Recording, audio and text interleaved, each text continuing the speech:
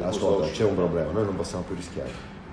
Questa è la nostra seconda vita, saremo no precisi, millimetrici. Non possiamo sistemare niente, dobbiamo essere puliti, non possiamo rischiare né noi che facciamo danno a te né il contrario.